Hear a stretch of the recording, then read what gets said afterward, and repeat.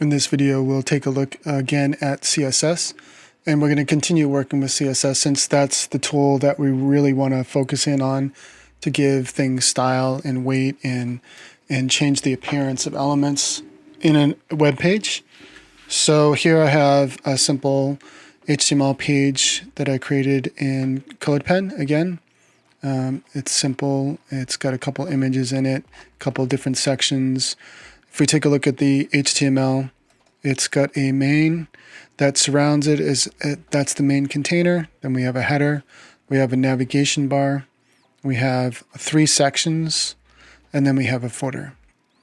And if we look at our style sheet, what we have so far is a global reset, and we have the body is being set with this background color, and then a font family from Google Fonts is being applied. To apply a Google font inside of a CodePen project, you can open up the settings, the pen settings, and you can drop in the code from Google Fonts directly here, and then you can style with the Google Fonts. Setting the max width of the images to 100% so that they don't go past the container, that they sit inside the container.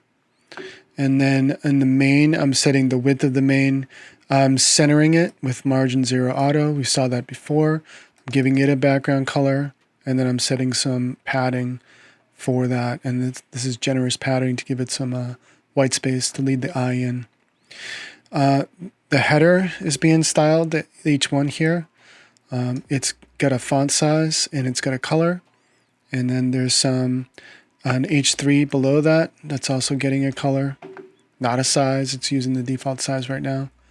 And there's some header styles, and then there's styles for links, and there's styles for the navigation. So what we want to talk about here is we want to talk about styling text. So I have some styles that I've already applied to this particular header here. So I'm giving it a font size of 84 pixels. Now, you can style, or you can give different units of measure to change the font size.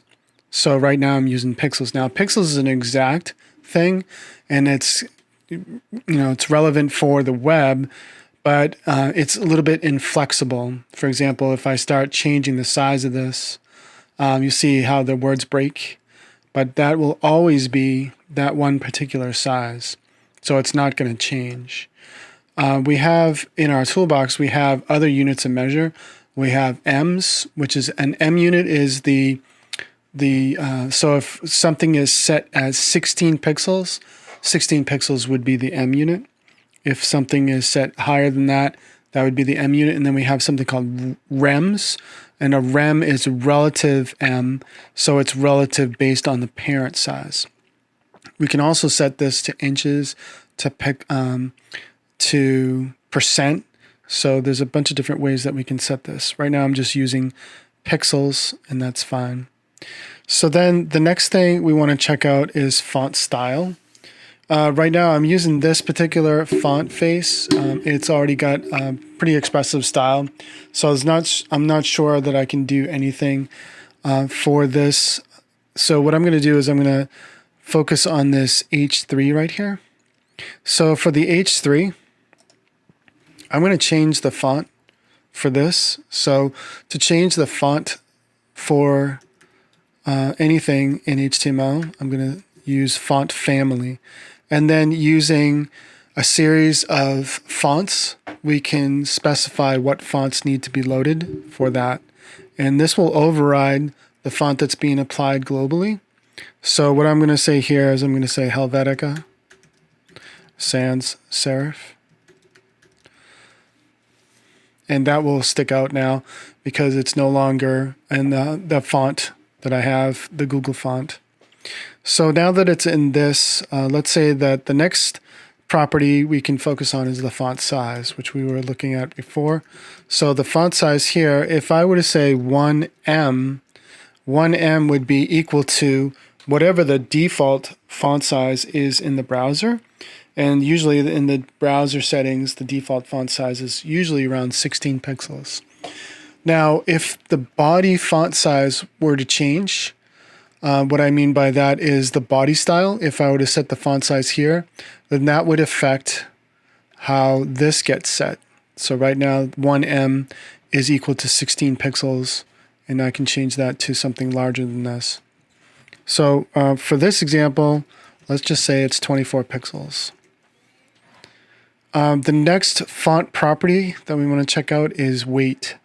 So there's a font property called font weight.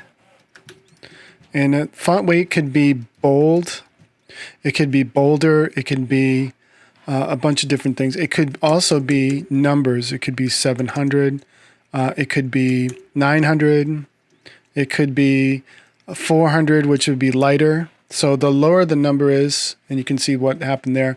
So the lower the number is, the less bold it's going to be.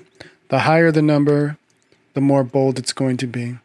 So, and usually I think 900 is the largest that you can go here. So that's font weight. Next property you want to take a look at is font style. So with font style, it's the normal style is applied by default. The only other option here is italic. So if I set this to italic, that will change that to italic. It's forcing it to be italic, and that's what's happening there. Next is the next property we want to focus on is line height. So line height, if you think about in print, you have the space between lines in a paragraph. That's called leading in print. And on the web, the same property would be line height. So if I have 24 pixels, I want it to at least be 1.5 times the line, the size of the font. So in this case, I want it to be like 28 pixels. We're not going to see any change in this until we actually have another line of text. So for example, here, I'll just put in a break tag, and I'll put in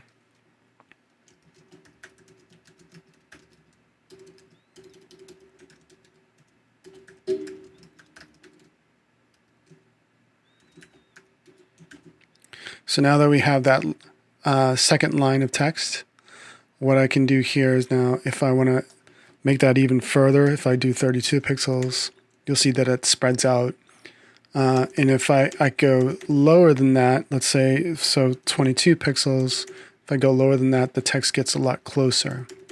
So usually 1.5 times is what you're aiming for to spread out the text for line height. And then there are some other font properties and values that we can play with, but this is just a primer for that. So font family, again here, the font that's first listed will be loaded first if it's available. If it's not, then the second font will be loaded. Font size is the size of the font, and that could be a number of different units. Font weight is whether or not it's bold. Font style is whether or not it's italic. And then the line height is the amount of space between the letters, between the lines. And we'll continue working with this document and talk about some more CSS properties as we go.